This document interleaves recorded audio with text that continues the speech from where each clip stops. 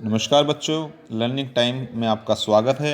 आइए देखते हैं शिक्षा निदेशालय राष्ट्रीय राजधानी क्षेत्र दिल्ली की हिंदी की वर्कशीट नंबर 47, जिसका विषय है बच्चे काम पर जा रहे हैं। कविता लिखी है राजेश जोशी जी ने। तिथि है 21 अक्टूबर 2020। इससे पहले वर्कशीट नंबर 44 में हमने जाना कवि राजेश जोशी जी सोचते हैं कि बच्चों के पास अब कुछ नहीं बचा है, इसलिए वे सुबह सुबह काम पर जा रहे हैं। लेकिन आगे क्या होता है, आइए हम इस वर्कशीट में पढ़ेंगे। वर्कशीट में पढ़ने से पहले आपको एक चित्र दिखाई दे रहा होगा बेटा। ये एक चित्र है। इसमें एक लड़का एक लड़की अपने सर पर कुछ उठाए हुए हैं और दूसरा चित्र है, इसके अंदर बच्चे स्कूल का बैग लिए, हाथ में किताब लिए खुशी खुशी जा रहे हैं। ये चित्र दर्शाता है कि जो पहला चित्र है, पहला भाग है चित्र का, उसमें बच्चे चाइल्ड लेबर काम, बाल मजदूरी कर रहे हैं, और दूसरे में बच्चे स्कूल जा रहे हैं।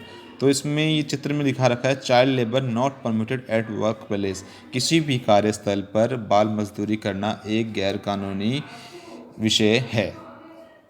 तो आइए देखते हैं कवि क्या कहना चाहता है इन पंक्तियों में। आगे देखते हैं। तो फिर बचा ही क्या है इस दुनिया में, कितना भयानक होता अगर ऐसा होता। अब कवि ये कह रहा है फिर बचा ही क्या, अगर बच्चे बाल मजदूरी कर रहे हैं तो इस दुनिया में कुछ नहीं बचा। कवि को पहले ये लगता था कि बच्चे काम पर इसलिए जा रहे हैं क्योंकि इस दुनिया में, इस संसार में उनके खेलने कूदने की सारी चीज़ें थी वो ख़त्म हो चुकी है।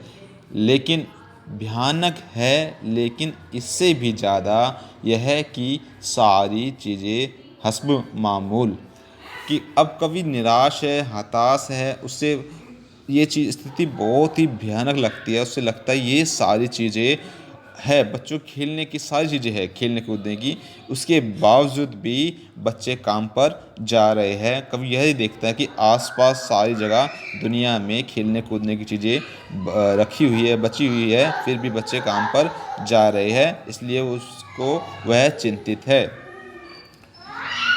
पर दुनिया की सड़कों से बच्चे, बहुत छोटे छोटे बच्चे काम पर जा रहे हैं। लेकिन अब कवि ये देख रहा है छोटे छोटे बच्चे हजार हजार सड़कों से चलकर काम पर जा रहे हैं। अब कवि यह कहना चाहता है इस समय बच्चों के खेलने कूदने की, लिखाई पढ़ाई की और उसके विकास का समय होता है, उसके बावजूद भी बच्चे काम पर जा रहे हैं। इसलिए कवि ने यह प्रश्न हमारे सामने, समाज के सामने रखा है कि बच्चे काम पर क्यों जा रहे हैं। आइए देखते हैं इसके प्रश्नोत्तर कि कवि क्या पूछना चाहता है प्रश्नोत्तर के माध्यम से। बच्चे काम पर जा रहे हैं, कवि को ज़्यादा भयानक कब लगता है? कवि को ज़्यादा भयानक तब लगता है, उसे पता है कि बच्चों के खेलने कूदने की सारी चीज़ें संसार में है, उसके बावजूद भी बच्चे काम पर जा रहे हैं, इसलिए कवि को यह ज़्यादा भयानक लगता है। आइए प्रश्न नंबर 2 देखते हैं। प्रस्तुत कविता में कवि ने बच्चों से बचपन छीन लिए जाने की पीड़ा व्यक्त की है, उनका इशारा किस ओर है, लिखिए। तो इस प्रश्न का उत्तर यह होगा, कवि का इशारा बाल मजदूरी की तरफ है, कि उनसे बाल मजदूरी करवाई जा रही है, जिसके कारण उनका बचपन छीना जा रहा है। आइए प्रश्न नंबर 3 देखते हैं। अपने मित्र या भाई बहन से बातचीत करके लिखिए कि सुविधा और मनोरंजन के उपकरणों से बच्चे वंचित क्यों है।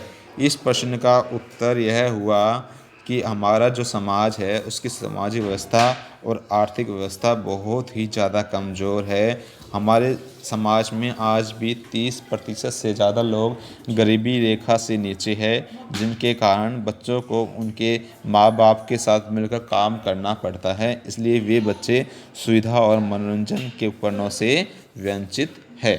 आइए प्रश्न नंबर 4 देखते हैं। बच्चों का काम पर जाना धरती के एक बड़े हादसे के समान क्यों है? अब इस प्रश्न का उत्तर यह है कि जो बच्चे होते हैं वो देश का भविष्य होते हैं, और अगर देश का भविष्य ही अपना बचपन छोड़कर, पढ़ाई लिखाई छोड़कर काम पर जा रहा है तो उस देश का भविष्य अंधकार में होगा।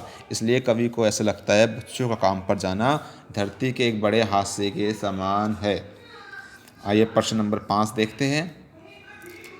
यदि कोई व्यक्ति किसी बच्चों को काम पर रखता है तब उस व्यक्ति के खिलाफ क्या कानून कार्रवाई हो सकती है? अपने मित्र या माता पिता से चर्चा कर लिखिए।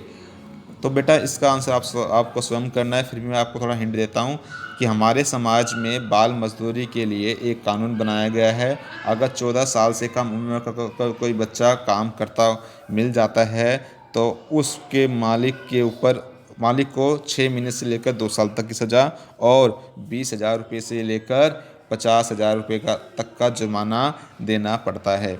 आशा करता हूँ आपको यह वर्कशीट अच्छी तरह समझ में आ गई होगी। धन्यवाद।